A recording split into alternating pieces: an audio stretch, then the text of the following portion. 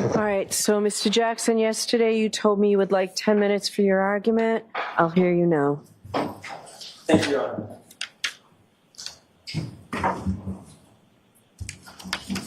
Your Honor, I'll be brief. The court must consider, after viewing the evidence in light most favorable to the Commonwealth, whether a rational jury could find the elements of the charges beyond a reasonable doubt. And here, the case that the Commonwealth has submitted to the jury after resting is insufficient to meet such a finding. There's no question but that with this particular prosecution in this particular case, no reasonable or rational jury could come to a unanimous verdict in favor of the Commonwealth. I want to, if I can, focus my argument on count 1, 2, and 3 and a specific element of each count. Okay. In each one of those counts, there must be evidence that the vehicle killed John O'Keefe. There has been no competent evidence presented in the Commonwealth's case that Karen Reed's vehicle actually struck John O'Keefe.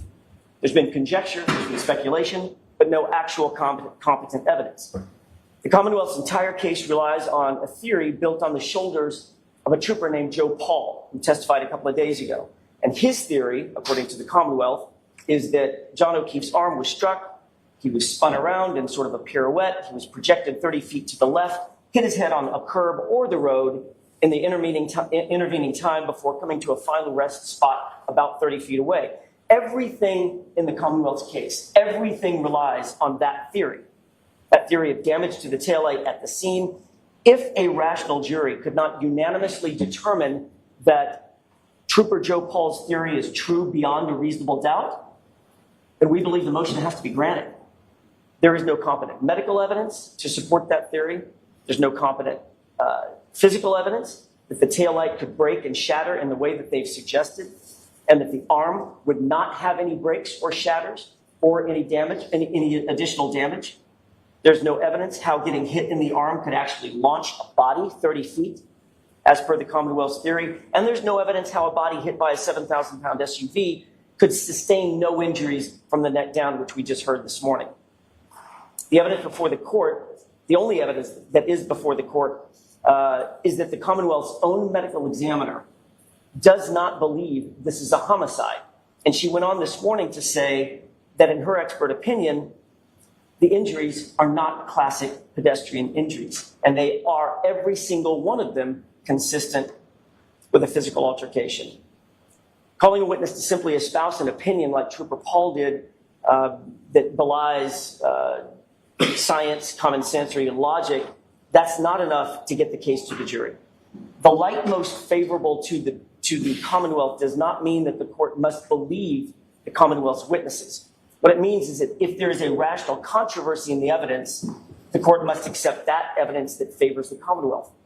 But here, there is no rational controversy. As put or expressed in Commonwealth versus McCormick, it's a 2023 case found at 491 Mass 848, pinpoint site 860, quote, where the Commonwealth's evidence is entirely circumstantial, it cannot meet its burden if the evidence equally supports inconsistent propositions, as resolution of such a case necessarily requires conjecture or surmise.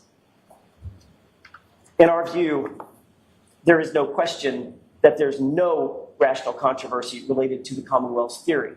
Trooper Paul's theory is by definition not rational. It's not reasonable. And it's basically based entirely on conjecture. And that's why, in our view, the court is required to find Ms. Reed not guilty of counts 1, 2, and 3. It's because each of the counts, as I said at the beginning, necessarily include an element that John O'Keefe was struck by Karen Reed's vehicle. Thus, if a rational jury cannot reasonably believe Trooper Paul's theory, it's the only evidence presented by the Commonwealth describing how Mr. O'Keefe possibly could have been struck, then Ms. Reed is entitled to an acquittal. Nothing else matters.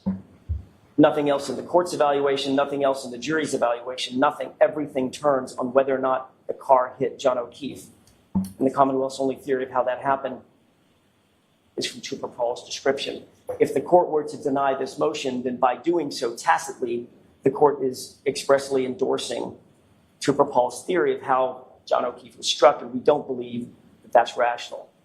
We don't believe that any rational jury would ever unanimously agree with Trooper Paul, and thus we ask the court to find Ms. Reed not guilty at this time. Okay. I'll submit. Your Honor, if I may just, we have a written motion for the court to act on pursuant to that argument. May I hand it to you, clerk? And I can copy it.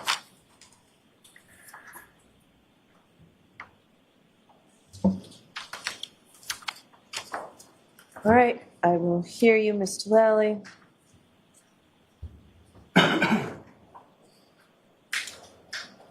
Yes, Your Honor. Surprisingly, I would disagree with counsel's So let's leave the comments out.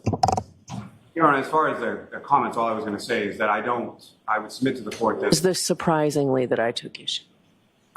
and my apologies for that. What I would submit to the court, Your Honor, is that this case does not rest and fall with the testimony of Trooper Paul.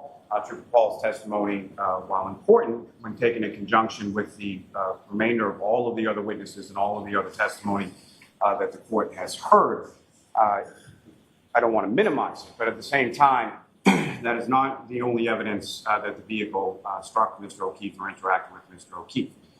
So what the court has, as far as the physical evidence, next to Mr. O'Keefe's body, the one sneaker in the location of the curb, the glass, the drinking glass that Mr. O'Keefe is seen walking out of the Waterfall Bar at approximately 12:11 a.m. with, that is in the vicinity, the direct vicinity where the Canton police officers actually recover it early in the morning of January 29th.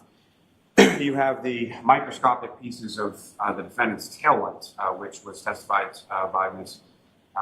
Hanley to be consistent with the pieces of the taillight from the defendant's vehicle that are within or embedded within Mr. O'Keefe's clothing.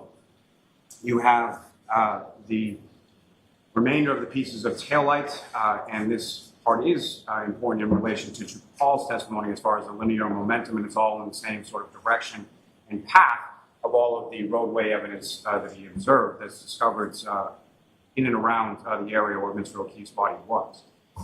The testimony from Ms. Valier, with reference to all of those taillight pieces and how they were able to reconstruct from the pieces that were found on the ground and then put back together, matching not only to that, but to the taillight housing from the defendant's vehicle. The taillight housing from the defendant's vehicle, which has the victim's, Mr. O'Keefe's DNA contained on it, as well as the mitochondrial DNA testing of the hair that was on the rear right quarter panel of the defendant's vehicle, which also was matched or consistent with that of Mr. O'Keefe, his mitochondrial DNA, as well as the court heard from Ms. Chart from Bodie Technology. You have the plethora of testimony from the various civilian witnesses from that particular night. You have the evidence of motive from the text communications, as well as the testimony of the children in this case as to the state of their relationship from the defendant's own mouth in those text communications and in those voicemails as to the state of their relationship.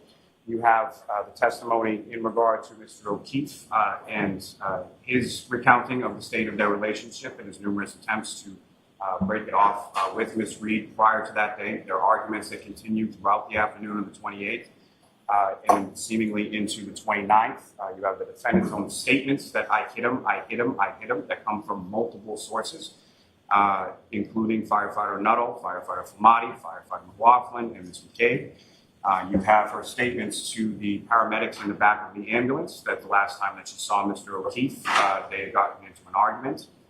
You have the testimony in regard to Ms. Roberts and Ms. McCabe as far as the altercation or the verbal argument stemming from Ms. McCabe's reference of Bella's mother being a landmark, being someone that Mr. O'Keefe used to date just prior to that argument occurring in front of the house at 34 Fairview Road. With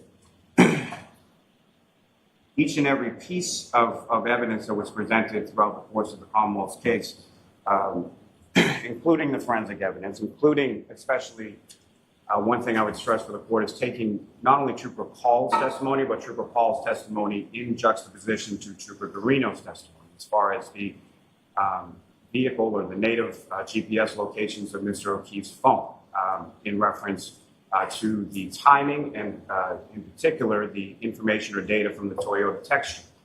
Trooper Garino's GPS native location of Mr. O'Keefe's phone has that reversal, the same 3-point turn that Trooper Paul testified about, which occurs 8 minutes prior to the vehicle traveling 24.2 miles per hour for approximately 62 feet in a straight line in reverse. And as far as the testimony and the evidence that the court has before it, the court also has those backup testing videos that Trooper Paul conducted with the defendant's vehicle, so the court can see exactly what that vehicle looks like at approximately 25 miles per hour in reverse in a straight line. And what I would submit, Your Honor, is that there's more than sufficient evidence from a medical perspective, from a forensic perspective, from a civilian witness perspective, and from the investigation of this case as to all 3 indictments that the Commonwealth has met its burden, particularly under the standard before the court at this time. And for those reasons, I would request that the defendant's motion be denied. Okay. All right. In the light most favorable to the Commonwealth under the prevailing Lattimore standard here in Massachusetts, I am satisfied the Commonwealth has met its burden. The defendant's motion is denied. I'm going to allow it.